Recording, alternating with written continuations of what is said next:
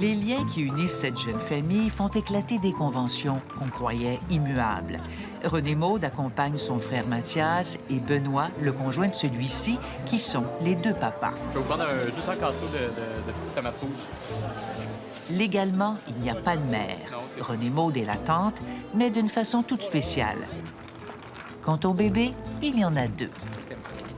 Donc moi, c'est Benoît, elle, c'est Élise. Et moi, c'est Mathias. Et c'est Rachel. Benoît et Mathias sont en couple depuis 8 ans. Les jeunes pharmaciens se sont connus pendant leurs études universitaires. Moi, j'ai toujours voulu avoir des enfants, mais je savais pas comment j'en aurais. J'étais pas sûr si c'était possible à cause que je suis gay. Quand j'ai présenté Benoît à ma famille, moi, j'avais 20 ans, puis ma sœur, elle avait 16 ans à l'époque. Puis elle a dit spontanément, si à un moment donné, vous voulez que je vous donne des ovules. Je pense qu'elle a dit quelque chose de spontané comme ça. Elle a dit, gardez-le en tête, puis on en reparlera rendu là. Mon frère, ça a toujours été mon meilleur ami. Le matin, il se levait, il faisait mon lit. « Ah, oh, choupette, aujourd'hui, tu vas mettre ces pantalons-là avec ton chandail. J'ai fait ton dîner, ton déjeuner. » Donc, mon frère, c'était comme mon héros, là.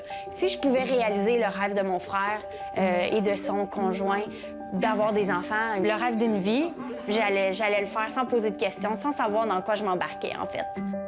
René Maude, la petite sœur de Mathias, entreprend donc le processus de prélèvement de ses ovules en septembre 2014. J'ai peur des aiguilles, là, j'avoue. Les injections 2 à 3 fois par jour, des prises de sang chaque jour, des injections intravaginales. Tu sais, c'est des produits chimiques qu'on t'injecte. Ils sont obligés de dire les effets secondaires. Bon, tu vas prendre du poids, environ 20-50 livres, tu vas vomir. Après cette première expérience éprouvante, l'implantation des embryons est un échec. René Maude doit tout recommencer. Pendant ce temps, Benoît et Mathias cherchent une mère porteuse. Ils ont un obstacle important à franchir, c'est que légalement, c'est impossible au Québec. Une entente de gestation pour autrui serait déclarée nulle par les tribunaux. Il leur faut regarder ailleurs au pays. Le recrutement de la mère porteuse se passe en Ontario, où il y a quelques agences. On en trouve aussi en Colombie-Britannique. Les candidats doivent avoir au moins un enfant, être en excellente santé physique et mentale et vivre une relation stable. On a monté un portfolio, donc avec des photos de nous, notre histoire, pourquoi qu'on voulait des enfants, d'où on vient, c'est quoi notre projet de famille. Puis ensuite, c'est pas nous qui choisissons la porteuse, c'est la porteuse qui choisit le couple pour lequel elle veut porter. Après 1 an d'attente, une mère de famille de 32 ans que nous appellerons Leslie se manifeste.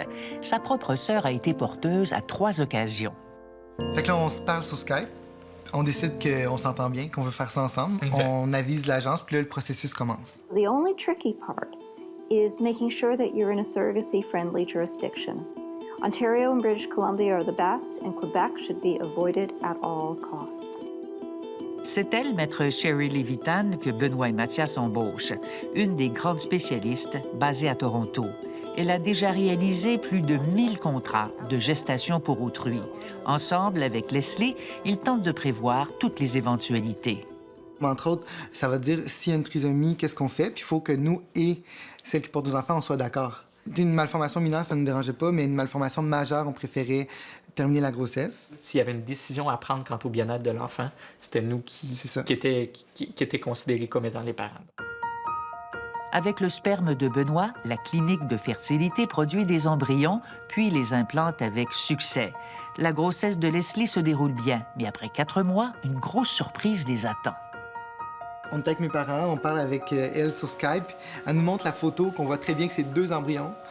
Mon père il m'a pleuré, on est tout heureux. Fait que c'est quand même excitant. Ouais. Août 2016, le couple se rend à London accompagner Leslie dans sa dernière semaine de grossesse. L'accouchement se déroule bien et les petites naissent à la date prévue. Y a-tu quelqu'un qui a coupé le cordon? Comment ça s'est passé? On en a coupé chacun un. Mon Dieu, j'ai quasiment oublié la moitié des choses qui s'est passées tellement qu'on a pleuré. On était très émotifs, là, cette journée-là. À vous deux. L'amour entre les frères et sœurs, c'est super fort et c'est super important. J'espère que vous allez vous aimer autant que papa Mathias et ma tante Poule s'aiment. Que vous allez vous soutenir dans les moments difficiles comme dans les moments de bonheur. Prenez soin l'une de l'autre. C'est signé ma tante Poule. T'as fait une belle sieste? Devenir papa leur a coûté près de 85 000 $. Comme la commercialisation des fonctions reproductives est illégale au Canada, seules les dépenses reliées à la grossesse ont pu être remboursées à la mère porteuse. Ainsi, Leslie a reçu 22 000 $. Ailleurs, comme en Californie, la maternité de substitution peut rapporter jusqu'à 50 000 $ en plus des dépenses. Benoît et Mathias ont déboursé près de 30 000 $ en clinique de fertilité, 10 000 $ pour les frais légaux et 7 000 $ pour l'agence. Pour mieux s'occuper des jumelles, les deux papas ont profité chacun de leur congé parental. Puis, ils sont retournés à mi-temps à leur travail de pharmacien. Nous autres, c'est rock'n'roll. Mais au début, quand Mathias a commencé à travailler, puis j'étais tout seul avec les deux, être seul avec 2 bébés d'1 mois, là, c'était un peu intense. Là. Mais je suis chanceux, ma mère est venue quasiment à toutes les semaines là, m'aider. Le couple veut qu'Élise et Rachel connaissent leur histoire. Ils leur ont préparé cet album qui en relate les grands moments et qui explique pourquoi elles n'ont pas de maman. Qu'est-ce que je peux pas faire qu'une mère ferait? Ah ben, faire ses devoirs, le consoler, donner de la tendresse. Ben, je peux tout faire ça. Elle va devenir mannequin. Elle aime les caméras et les photos. Sinon, ben, on a tellement de femmes dans notre vie. Juste sa sœur, ma mère qui vient quasiment toutes les semaines. On a plein d'amies filles. Donc, il va y avoir tellement de femmes, tellement de modèles de femmes que ça, c'est pas un problème non plus. J'ai juste envie d'être une tante spéciale, une tante aimante qui les inclut et puis qui les aime plus que tout. On va essayer de l'expliquer d'une façon qu'un enfant comprenne. Que ma tante Poule a donné des œufs pour nous aider à avoir des enfants, puis qu'il y a une autre femme qui nous a aidés en les couvant pendant 9 mois. Tu sais, qu'on va expliquer à nos enfants de façon claire, dans le fond, puis on veut pas leur mentir, on veut qu'elles comprennent vraiment tout. Les papas ont aussi gardé un lien étroit avec Leslie. Ils veulent que les jumelles la connaissent. Allô, Élise, allô, Ben. La famille de Mathias arrive de Gatineau. Les 3 grands-parents et ses parents, Stéphane et Julie. Ben oui, un peu. On le dit à plus de monde qu'on peut. Ouais. Tout le monde dans notre entourage sait comment ça s'est passé, puis on est fiers de le dire.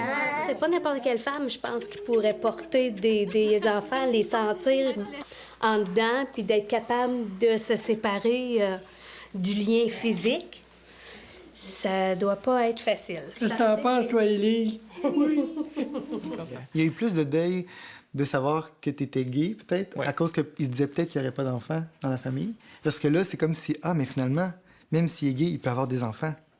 Fait que, tu sais, c'est pas si grave. je pense que c'est comme ça que ça a été de mon perçu. côté, dans ma famille. Puis les petites portent nos noms. Rachel, pour Rachel, puis Élise pour Lise. Les jumelles porteront les noms de famille de leurs 2 papas, Duprat-Gauthier. On veut tous les deux qu'elle nous appelle papa. Mais bon, est-ce que ça va être papa Ben, papa Titi? Titi pour Mathias. Titi. Ou bien est-ce que ça va être pa puis papa? En ce moment, Rachel a commencé à dire « dada ». Ouais, peut-être ça va être dada. Fait que j'accepte le dada, tu peux prendre le papa si tu veux.